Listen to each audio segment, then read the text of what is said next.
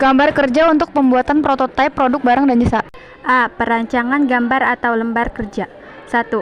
Kegiatan merancang prototipe. Kegiatan merancang atau mendesain produk dapat didefinisikan sebagai kegiatan dalam ranah ide pengembangan konsep, pengujian dan pelaksanaan manufaktur atau objek fisik produk barang atau jasa.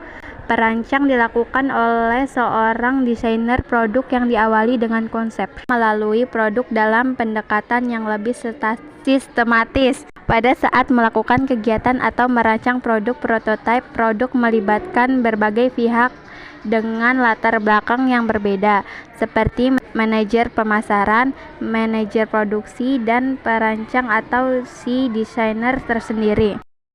Ada beberapa pendapat mengenai perancangan, antara lain pendapat Kees Dorst dan Judith Dizquist yang mengatakan bahwa terdapat berbagai macam cara dalam mendefinisikan proses perancangan.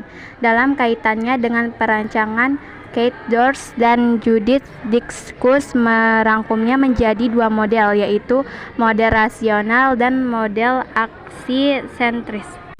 A. Model rasional. Model rasional adalah model yang dikembangkan oleh Herbert Simon. Beliau adalah seorang ilmuwan Amerika.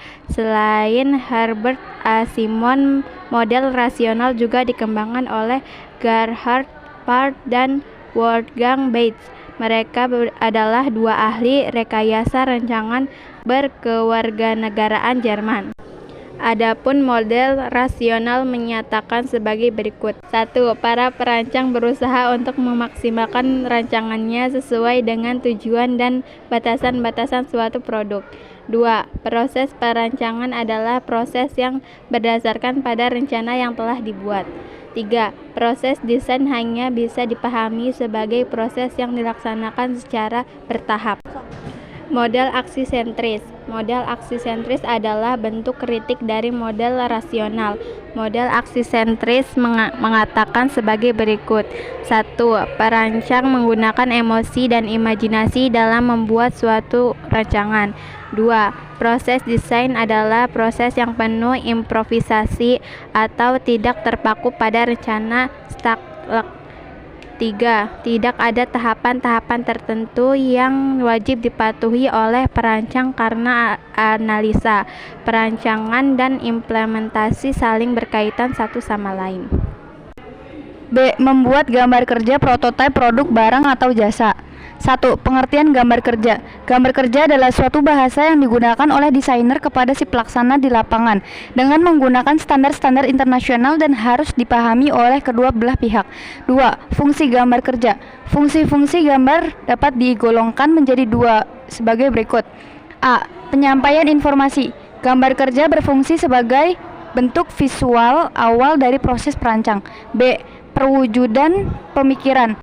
Informasi dalam perencanaan, konsep abstrak yang terlintas dalam pikiran diwujudkan dalam bentuk gambar yang nantinya gambar tersebut dianalisis lalu dievaluasi. 3. Alat-alat dalam gambar kerja.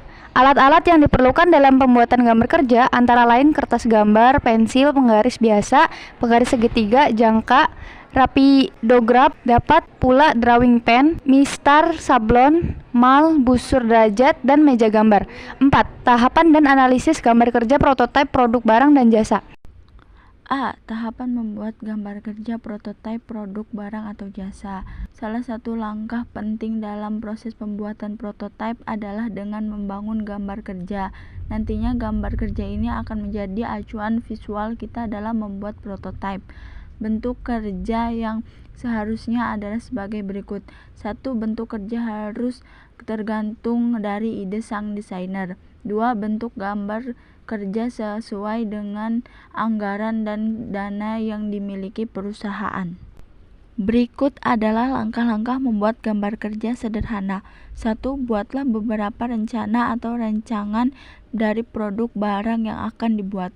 2. Gambarkan ide-ide rancangan tersebut pada sebuah buku atau lembar kertas dengan menggunakan pensil, spidol, atau pulpen dan sebaiknya hindari penggunaan penghapus. 3. Tariklah garis tipis-tipis terlebih dahulu. Jika ada garis yang dirasa kurang tepat, abaikan saja, buatlah garis lain pada bidang kertas yang sama. 4. Gambarkan ide sebanyak-banyaknya, dapat berupa variasi produk atau satu produk yang memiliki fungsi yang sama, namun dengan bentuk yang berbeda. Produk dengan bentuk yang sama dengan warna dan motif yang berbeda. 5. Pilih ide terbaik. 6. Setelah dihasilkan banyak ide dan menggambarkannya dengan sketsa, mulai pertimbangkan paling baik, menyenangkan dan memungkinkan untuk dibuat. 7. Langkah selanjutnya, perencanaan produksi. Langkah ini yaitu membuat perencanaan untuk proses produksi atau proses pembuatan produk. B. Analisis gambar kerja, prototipe produk dan jasa. 1. Cepat, artinya harus membuat gambar kerja dengan cepat. 2. Murah, artinya gambar kerja yang dibuat harus menggunakan biaya yang murah dan efisien. 3. Dapat dibuang, artinya sebuah gambar kerja harus bisa dibuang. 4. Resolusi rendah, artinya gambar kerja harus disajikan dengan resolusi rendah. 5. Ambigu, artinya memang gambar kerja suatu prototipe dibuat ambigu. 6. Bersifat menyarankan bukan menetapkan, artinya karena bersifat ambigu, maka gambar kerja harus bersifat menyarankan agar interpretasi atas prototipe tersebut tetap terbuka. Adapun proses analisis manufaktur terhadap gambar kerja yang ada mengikuti hal-hal sebagai berikut. 1. Bentuk dan dimensi fisik dari komponen produk. 2. Material yang digunakan. 3. Teknik atau proses pembuatan dan toleransi yang dikehendaki. Cara merakit komponen-komponen produk menjadi suatu produk yang lengkap.